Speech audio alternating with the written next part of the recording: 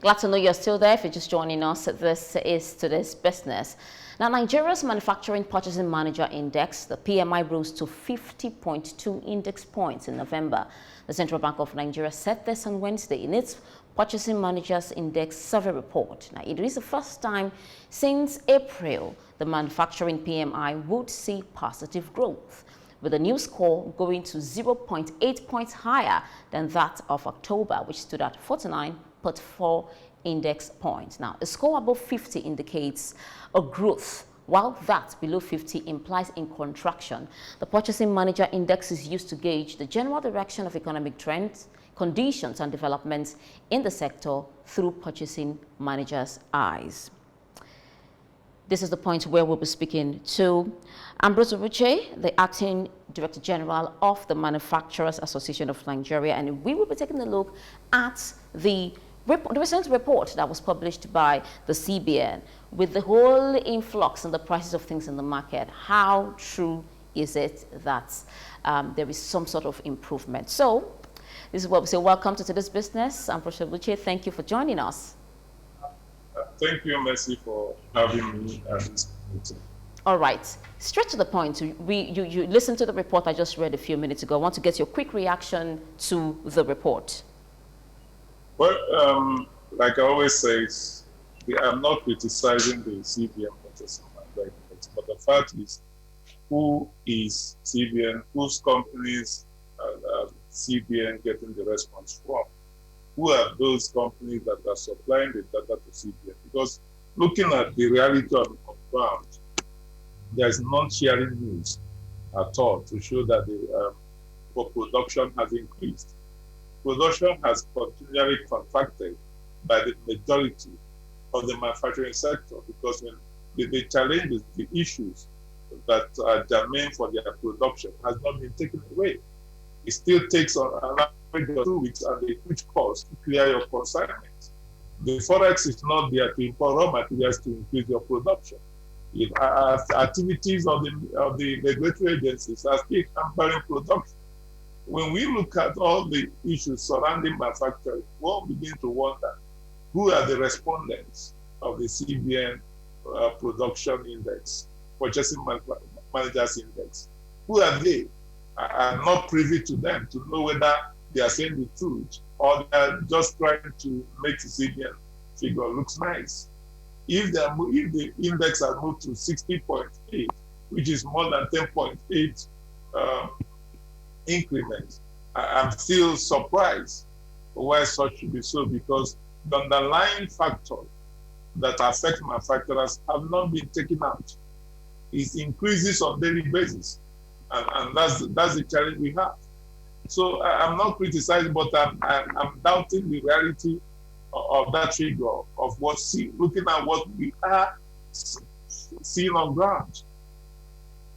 All right, Ambrose, the key findings in the report suggests or indicates that the reason why the growth is recorded in some of the subsectors is because, one, people are beginning to get, manufacturers are beginning to get raw materials unlike it was during the lockdown. The question is how? Who is getting the raw materials when the forex is not there? The CBN understand that forex is not there. When you will bid for $1 million and you are given less than $10,000. Is that how you import your raw materials? You also agree with me that in the month of November, the CBN, which they have relaxed now, is that when the raw materials came in? I'm really surprised on the whole thing. I'm not questioning the statistics, neither am I doubting it, but the fact is, the situation on ground is saying otherwise. This is a conversation that is on another level entirely. Maybe I would suggest that for subsequent reports, probably the Manufacturers Association of Nigeria probably would have to carry out their own survey, so they come out with their own report to say, okay, this is what we have gone through while we're doing the survey, and this is what we get.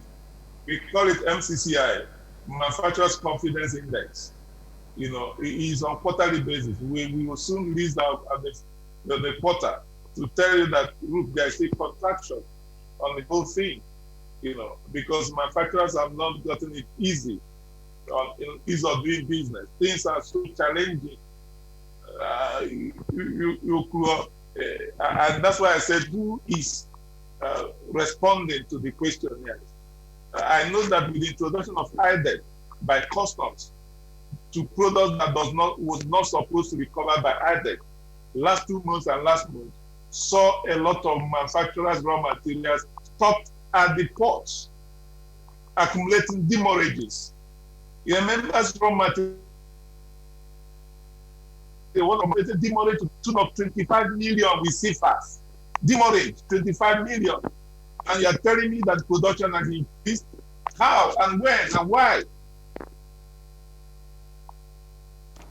25 million is I'm at a loss of how the production increased. Wow, 25 million is, I mean, it's a lot of money, and I can feel the pain. I can hear the pain in your voice. I can see the pain on your face. Probably what we are looking for now is the synergy between the CBN or the government agencies and also other bodies, especially one like the Manufacturers Association of Nigeria, because the manufacturing sector, I mean, is a major sector in the economy, and it transcends just the country. It also involves the countries outside Nigeria. I mean, your response has changed the focus of the questions I would have been asking you. Nigerian government is liberalizing on that sector. Nigerian government is liberalizing with the sector. We are not carrying the sector the way it's supposed to be. We are talking about unemployment rate, but manufacturing sectors are closing shops. Many are shutting down because of challenges. Speaking of some of the manufacturing sectors, manufacturing companies closing down because of challenges, I did a little bit of a research on some other African countries like Egypt, whose manufacturing PMI is at 50.4, Kenya at 56.3, and South Africa at 58.5. Let us do some sort of comparison now between that of Nigeria and what's it called, and other countries that I just mentioned now. Do we see any hope of reaching back to about 50 plus where we were in November? There is hope of getting there if the government gets the policy implementation right.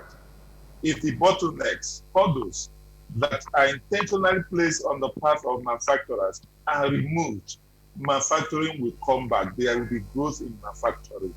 If customs are critical issue, critical partner in making the sector viable. With the way customs are dealing with importers of raw materials and machineries is anything to go by. We will remain down and down and down. To the extent that many will shut down their plants. Arbitrary adjustment of tariff is an issue. Increase in duty is a critical challenge, which has to be done. The issue of demurrages, congestions at the port, the demurrages has to be looked into.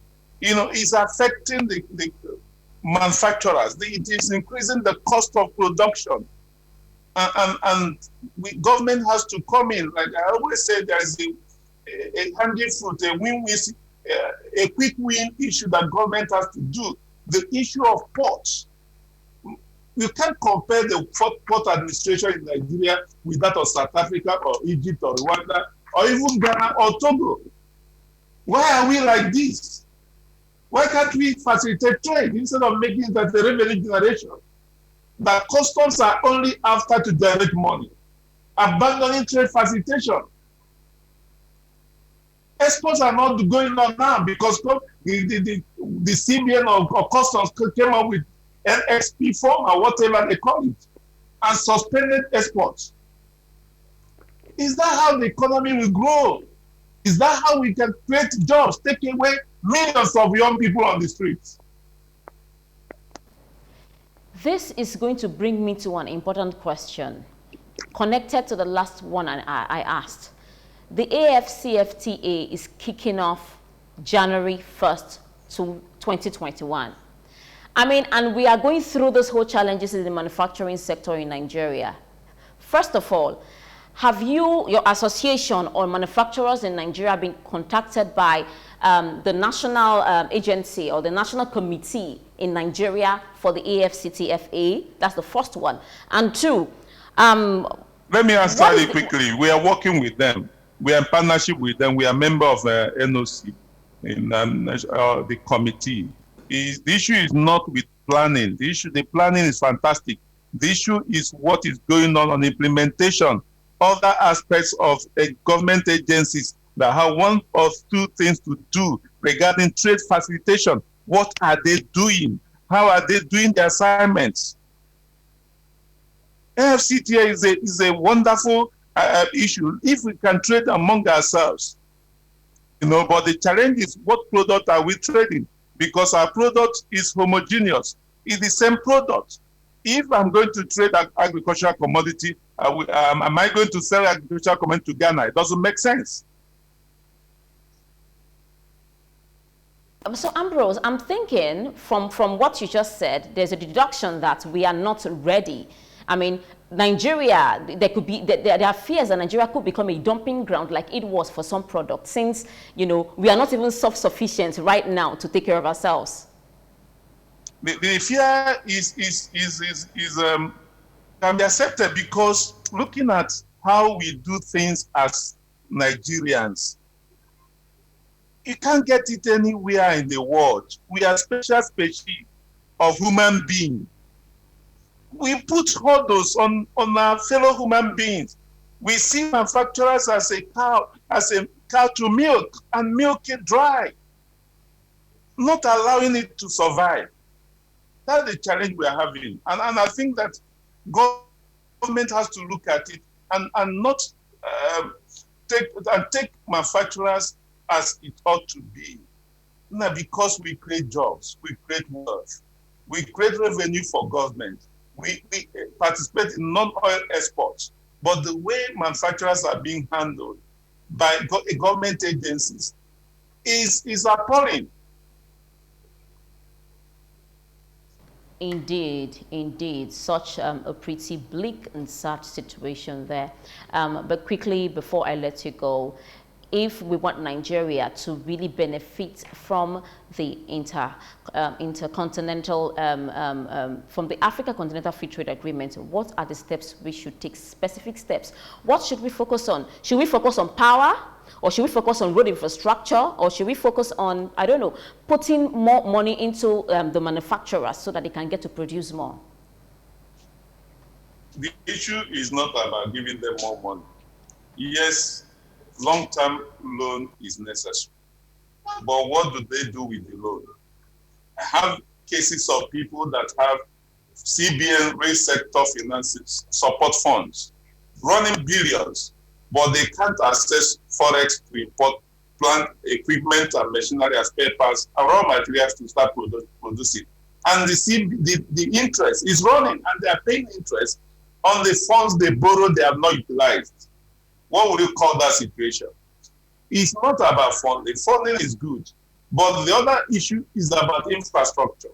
We don't have competitive infrastructure. We don't have power in the quality that is needed. Most manufacturers generate their own power. And when you generate your own power using gas, you are meant to pay a gas price in dollars. Which country does it? Where do you see it? That instead of paying in naira, gas pricing will be equated in dollars. What is happening in the export market? And we have this gas in natural resources. Is that how to encourage industries? You talk about roads. Our roads is a death trap.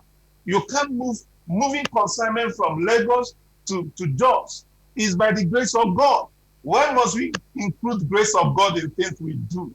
Why is it not going to be determined from the beginning? You are not certain that your product will get there. If we get there, the cost will be so exorbitant. Can an average Nigerians buy it?